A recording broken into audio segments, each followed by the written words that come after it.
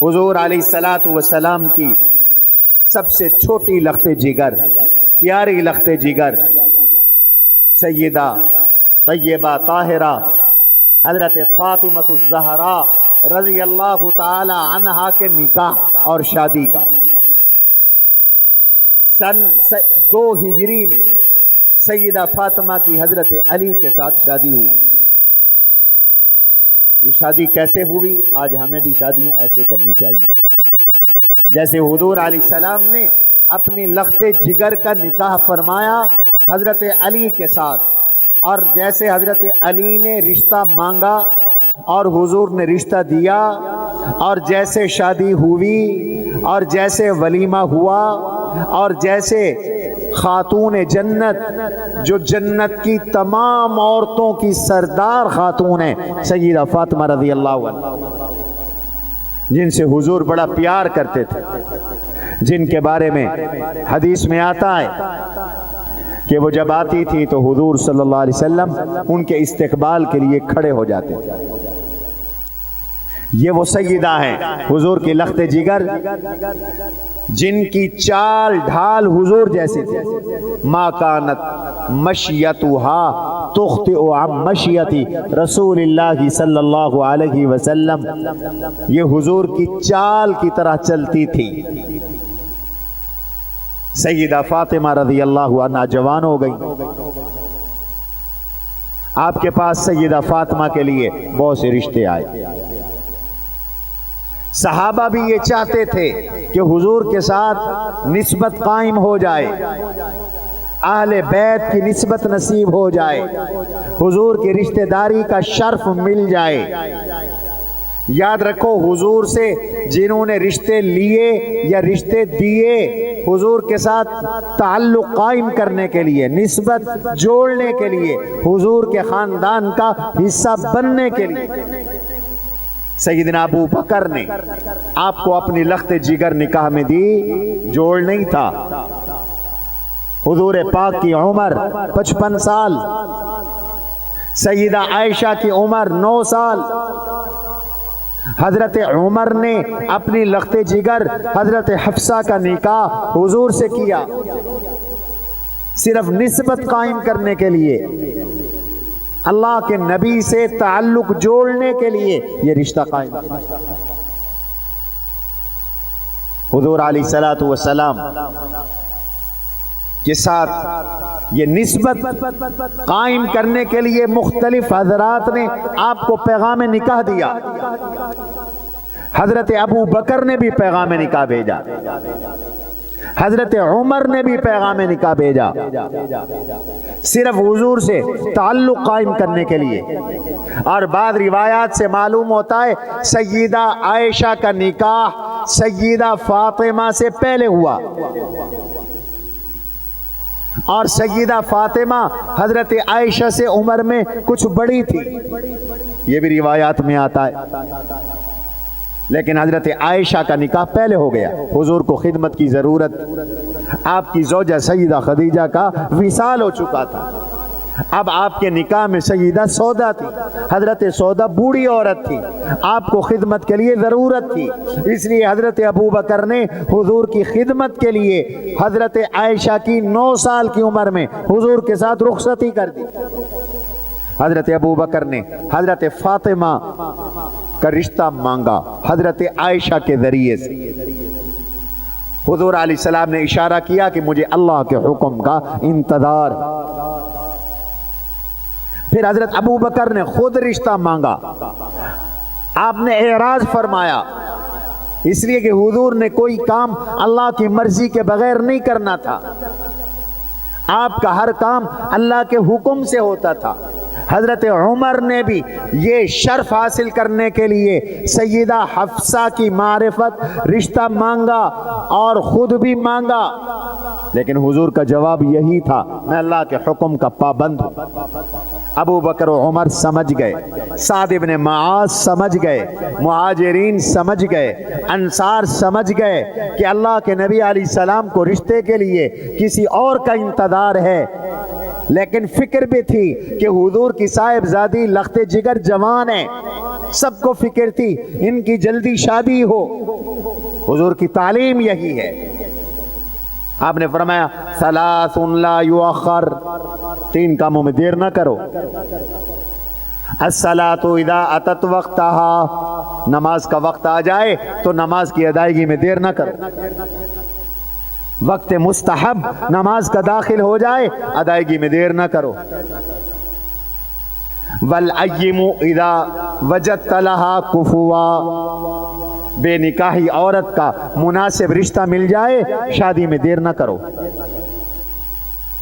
اور تیسری چیز آپ نے فرمائی والجنازہ اذا اتت، جنازہ جب تیار ہو جائے، غسل ہو جائے، کفن کا انتظام ہو جائے تو جنازے میں تاخیر نہ کرو. آج ان تینوں کاموں میں دیر کی جا رہی، اس لیے فتنہ ہے، اس وجہ سے فساد ہے، نماز لیٹ پڑی جاتی ہے. اور جناب بچیوں کے رشتے میں لمبی لمبی عمریں گزاری جاتی ہیں. ابھی تو بچی ہے. حضور علیہ السلام نے ارشاد فرمایا مناسب رشتہ ملے تو شادی میں دیر نہ کرو. اذا آتاکم من ترضون به دینہ فزوجوہ وان لم تکن ففتنة فی الارض وفساد عریض. جب ایسا رشتہ آ جائے جس کی اخلاق پر اور دین پر تم راضی ہو، تم مطمئن ہو کہ اس لڑکے کا اخلاق ٹھیک ہے، دین ٹھیک ہے، فرمایا میرے آقا نے بچی کا نکاح کر دو، شادی کر دو. اگر نہیں کرو گے ففتنة فی الارض وفساد عریض، زمین میں فتنہ ہوگا اور بڑا فساد ہوگا. آج جیسے فساد ہو رہا، لڑکیاں نکل کے نکاح کر رہی ہیں، فرار ہو کے شادیاں کر رہی ہیں. بھولی بالی لڑکیوں کو غنڈے بدماش قسم کے لوگ، پیشہ ور زانی پھسلا پھسلو کر نکال کر شادیاں کر رہی ہیں اور پھر دھکے دے کر ان کو نکال رہے ہیں اور دوسری کو پھنسا رہی ہیں. بعض لوگوں کا، بدماشوں کا یہ طریقہ بن گیا، شریفوں کی پگڑیاں اچھالنا، شریفوں کی بچیاں نکالنا، بلیک میل کرنا، پیسے مانگنا، کھانا پینا. اور لڑکیاں وہ اپنا دین اپنا ایمان سب برباد کر دیتی ہیں. یہ اس وجہ سے ہے کہ شادی میں دیر ہو رہی ہے. شادی میں دیر نہ کرو، تاخیر نہ کرو. سیدہ کی عمر 15 سال، ایک روایت کے مطابق 15 سال 5 ماہ، ایک روایت کے مطابق 15 سال 6 ماہ، ایک روایت کے مطابق 17 سال ہو گئی. 21 سال کی بھی روایت.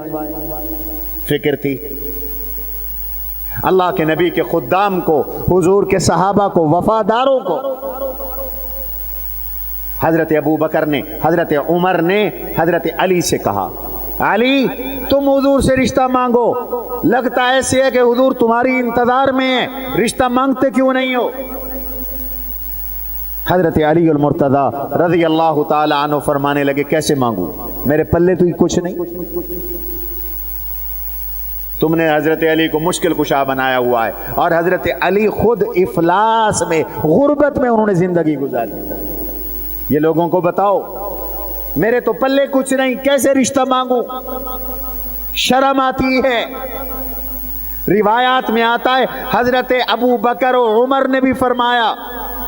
حضرت سعد ابن معاذ رضی اللہ عنہ انصار کے سردار، وہ چل کے گئے حضرت علی کے پاس کہ علی جاؤ تم حضور علیہ السلام سے رشتہ مانگو.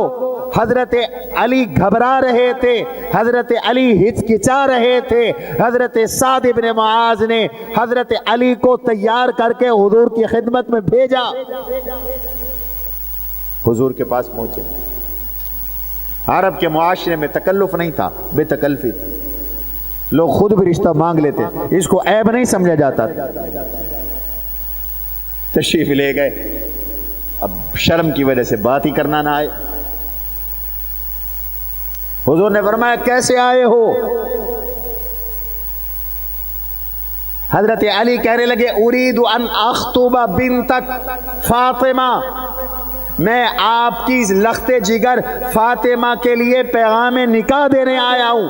اللہ کے نبی نے ہلکا سا جواب دیا، فرمایا ہلا مرحبا، بس اور کوئی بات نہیں، ہلا مرحبا، اچھا کیا تم نے آئے، مرحبا، خوش آمدید، بس اتنا فرمایا، چلے گئے حضرت۔ تسلی نہیں ہوئی کہ حضور نے ہاں کی ہے کہ نہیں کی، اللہ کے نبی نے رشتہ دینے کا وعدہ کیا ہے کہ نہیں کیا، کوئی تسلی نہیں ہوئی۔ حضرت سعد بن معاذ رضی اللہ عنہ نے پوچھا، بتاؤ میاں حضور علیہ السلام نے کیا فرمایا؟ کہنے لگے حضور نے تو کوئی ایسی بات ہی نہیں کی مجھ سے، نہیں کہا کیا؟ فرمایا حضور نے فرمایا ہلا مرحبا، فرمایا سعد نے مطمئن ہو جاؤ، اللہ کے نبی بات کرتے ہیں تو سچ بولتے ہیں، وعدہ کرتے ہیں تو وعدہ پورا کرتے ہیں، یہ اشارہ ہو گیا ہے اللہ کے نبی نے تمہارا پیغام قبول کر لیا ہے، فاطمہ کا نکاح تم سے ہوگا، تم سے ہوگا فاطمہ کا نکاح، یہ شادی ہو رہی ہے۔ حضور نے یہ کوئی نہیں فرمایا ہاں چلو اپنے گھر والوں سے کہو منگنا کرو، منگنی کرو، انگیجمنٹ کرو۔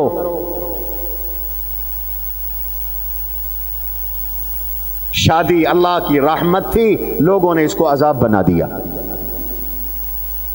کوئی مر جائے تو ہندوؤں والی رسمیں، کوئی شادی ہو تو ہندوؤں والی رسمیں۔ شادی کے ان تکلفات نے لاکھوں بچیوں کو گھروں میں ان کے ہاتھ لال کرنے سے روک دیا۔ گھروں میں بیچاری بیٹھی ہیں، دولت ہو تو شادی ہو۔ آج تو لوگ شادی کا تصور کرتے ہیں تو کب کبھی تاری ہو جاتی ہے، کہاں سے لائیں اتنی رقمیں اور کہاں سے خرچ کریں گے۔ شادیاں کرو جیسے حضور نے کی، جیسے حضور نے اپنی صاحبزادیوں کی شادیاں کر کے دی۔ اتفاق ہے آج کل شادیوں کا سیزن ہے اور لوگ ذلیل ہو رہی ہیں، خراب ہو رہی ہیں۔ کیسے شادی کریں؟ جیسے اللہ کے نبی نے اپنی لخت جگر کی شادی کی ویسے شادیاں کرو اپنی بیٹیوں کی، اور جیسے حضرت علی نے شادی کی ایسے شادی کرو۔ اللہ کے نبی علیہ السلام کے پاس پیغام نکاح گیا۔ حضرت انس فرماتے ہیں ہم حضور کی خدمت میں بیٹھے تھے، مجلس قائم تھی، اللہ کے نبی علیہ السلام نے ارشاد فرمایا ان اللہ امرنی ان اتزوج فاطمہ بعلی، مجھے اللہ کا حکم آیا ہے کہ میں فاطمہ کا نکاح علی سے کر دوں، میں فاطمہ کا نکاح علی سے کر دوں، مجھے حکم آیا ہے۔ حضرت سعد بن معاذ نے کہا جاؤ تم حضور سے جا کے پوچھو، دوبارہ پوچھو صحیح رخصتی کب ہوگی، نکاح کب ہوگا۔ حضرت علی کہنے لگے یہ تو اور مشکل بات ہے، مجھے تو بڑی شرم آتی ہے، میں حضور کی خدمت میں جاؤں اور جا کے پوچھوں کہ نکاح کب ہوگا۔ لیکن یاروں کا اصرار تھا، سیدنا سعد بن معاذ کا اصرار تھا، حضرت ابو بکر و عمر کا اصرار تھا، جاؤ گئے۔ یا رسول اللہ رخصتی کب ہوگی؟ آپ نے فرمایا ما عندک، علی بتاؤ تمہارے پاس کیا ہے، مہر کے لیے تمہارے پاس کیا انتظام ہے؟ شادی کا اصل خرچہ مہر کا ہے بس، باقی سارے تمہارے بنائے ہوئے۔ نہ لڑکی والوں کے ذمے فرض ہے کہ وہ بارات کو کھانا کھلائیں، نہ پوری دنیا کے لوگوں کو جمع کر کے بارات بنا کر رشتہ لے جانے کا حکم ہے۔ یہ تو جو ہندوؤں سے تم نے طریقہ لے لیا، بارات یہ ہندی زبان سے آیا، ہندوؤں سے آیا، اس لیے شادیاں مشکل ہو گئی۔ شادی کرو سنت کے مطابق، اللہ کی رحمت کا ذریعہ ہے، محبت کا ذریعہ ہے۔ شادی کرو 3 نقطے اڑا کر شادی، نکاح کرو بھائی، ولیمہ کرو، بس یہ شادی ہے؟ شادیوں کو عذاب بنا دیا۔ آپ نے پوچھا علی تیرے پاس ما عندک، تیرے پاس کیا ہے؟ فرمایا درعی فرسی و بدنی وفی روایت درعی، آقا میرا کل اثاثہ، میرا کل ایسٹ، میرا کل سرمایہ، میری کل جائیداد، دو چیزیں، ایک میرا گھوڑا ہے، ایک میری زرہ ہے۔ زرہ کہتے ہیں لوہے کی قمیص کو، جس کو جنگ میں پہن کر مجاہد لڑتا ہے۔ گھوڑا بھی جہاد کے کام آتا ہے اور زرہ بھی جہاد کے کام آتی ہے۔ علی مجاہد تھے، علی مجاور نہیں تھے۔ لوگوں نے علی کا نام لے کر مجاور پنا شروع کر دیا۔ بابا جو مجاور ہوتے ہیں وہ میدان جہاد میں نہیں نکلتے۔ طالبان نے افغانستان فتح کیا مزاروں پہ بیٹھ کر نہیں، جہاد کر کے۔ جو کرنے کے کام ہیں وہ امت نے سارے چھوڑ دیے۔ فرمایا یا رسول اللہ میرا کل سرمایہ اثاثہ دو چیزیں ہیں، فرسی و بدنی، ایک میرا گھوڑا ہے اور ایک میرے بدن پہ پہننے کی چیز میری زرہ ہے، درع ہے، اور تو میرے پلے کچھ بھی نہیں، نہ کوئی زمین تھی، نہ کوئی رقبہ تھا، نہ کوئی جائیداد۔ ہاں بدر میں انہیں 2 اونٹنیاں ملی تھیں غنیمت میں، اور ایک اونٹنی حضور علیہ السلام نے اپنے حصے میں سے جو آل بیت کے لیے ہوتا ہے حضور نے حضرت علی کو دے دی تھی۔ ایک مجلس لگی ہوئی تھی، اس میں کچھ لوگوں نے شراب پی ہوئی تھی۔ حضرت علی کے ایک عزیز اٹھے اور شراب پی ہوئی تھی، اٹھ کر ایک گانا گانے والی گانا گا رہی تھی اور اس نے اونٹ کی کلیجی طلب کی، تو یہ اٹھے، چھرا ہاتھ میں لیا ہوا تھا، جا کے ان اونٹنی کے پیٹوں کو چیر ڈالا اور کلیجی نکال دی۔ ابھی احکام شریعت نہیں اترے تھے، شراب بھی حرام نہیں ہوئی تھی۔ حضرت علی آئے تو دیکھا میری تو تینوں اونٹنیاں کٹی پڑی، روتے ہوئے حضور کی خدمت میں گئے۔ حضرت علی رو پڑے، وہ اونٹنیاں بھی گئی۔ اب تو میرے پلے صرف 2 ہی چیزیں، یا میرا گھوڑا یا میری لوہے کی قمیص جو جنگ میں کام آتی ہے، جس کو زرہ کہتے ہیں، آج کل اس کو بلٹ پروف جیکٹ کہتے ہیں۔ اس زمانے میں بلٹ پروف کی ضرورت نہیں تھی، لیکن وہ تلوار پروف جیکٹ تھی، نیزہ پروف جیکٹ تھی، ایک جیکٹ تھی بس۔ فرمایا میرے پاس تو یہ 2 چیزیں۔ فرمایا گھوڑا تو تیرے جہاد کے لیے علی کام آئے گا، گھوڑا تو نہیں بیچنا۔ مسلمان مجاہد ہوتا ہے، علی مجاہد تھے، شیر خدا تھے، اسد اللہ الغالب تھے۔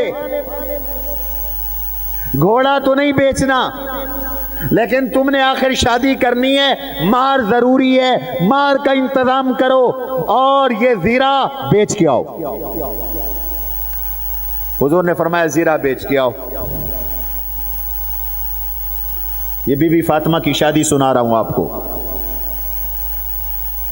زیرہ بیچنے گئے، آگے عثمان مل گئے۔ عثمان نے پوچھا علی کہاں جا رہے ہو؟ بھائی جان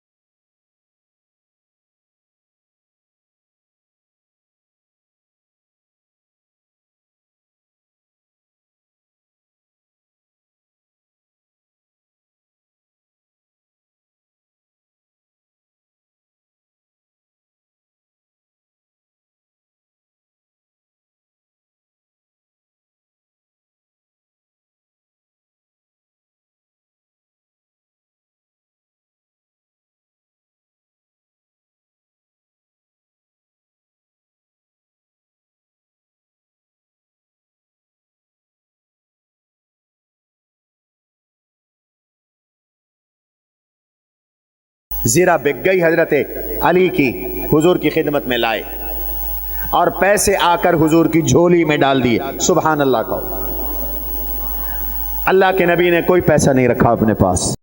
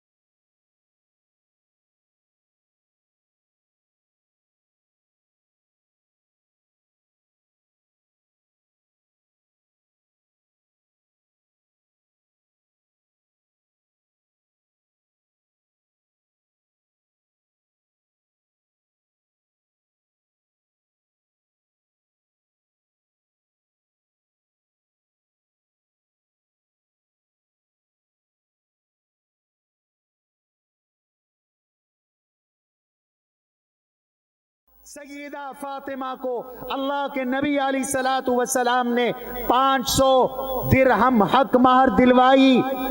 اس کا نام ہے مہر فاطمی. کیا نام ہے؟ مہر فاطمی. یہ افضل ترین مہر ہے. حضور کی ساری بیٹیوں کا یہی مہر تھا. حضور کی ساری گھر والیوں کا سوائے سیدہ ام حبیبہ کے یہی مہر تھا. یہ مہر 2 سنت سمجھ کر ثواب ہوگا. اور 500 درہم کی جو قیمت بنتی ہے وہ کتنی ہے؟ 131 تولے 3 ماشا چاندی. کتنی؟ یاد رکھنا. اور کوئی موت نہیں آندی، چاندی سستی ہے کیا؟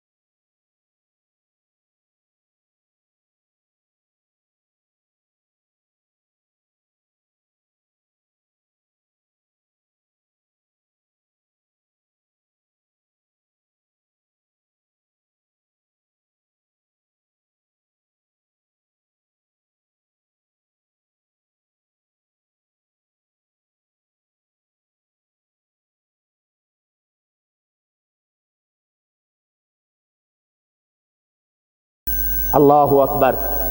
हुजूर ने फरमाया रुखसती कर दी, ले जा अली। ले गए, फरमाया जब तक मैं ना आऊं तुम मेरा इंतजार करना। हुजूर तशरीफ ले गए, अपनी बेटी पानी ले आओ। पानी लाया गया, आपने आखिरी सूरतें तिलावत फरमाई, पानी पे दम किया। फातिमा से कहा खड़ी हो जाओ, वो खड़ी हो गई। पेशानी पे छींटे मारे, सीने पे छींटे मारे, सर पे छींटे मारे। फिर अली से फरमाया अली पानी ले आओ, वो भी पानी लाए। एक रिवायत में आता है आपने कुल्ली की, एक रिवायत में आता है वुदू किया, और वुदू से बचा हुआ पानी या कुल्ली वाला पानी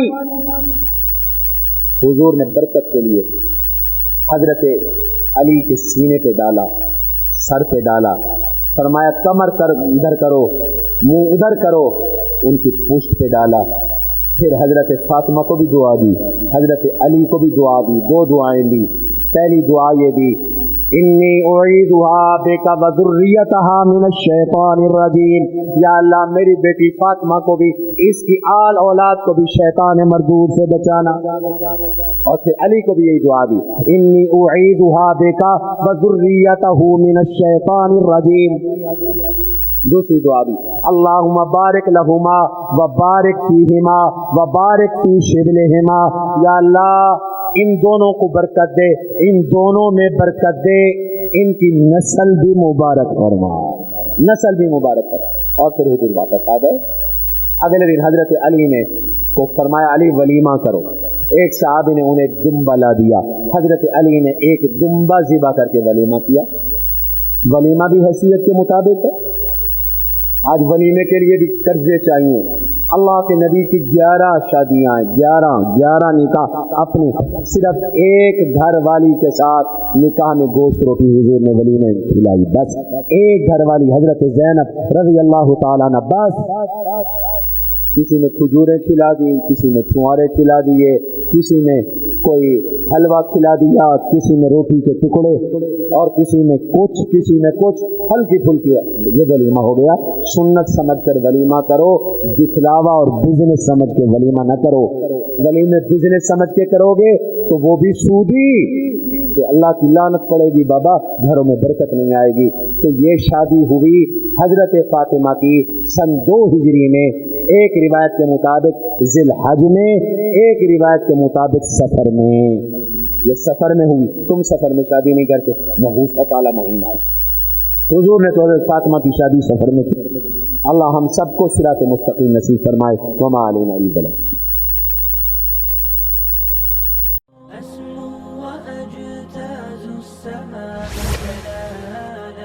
فأزيد أسراب الغيوم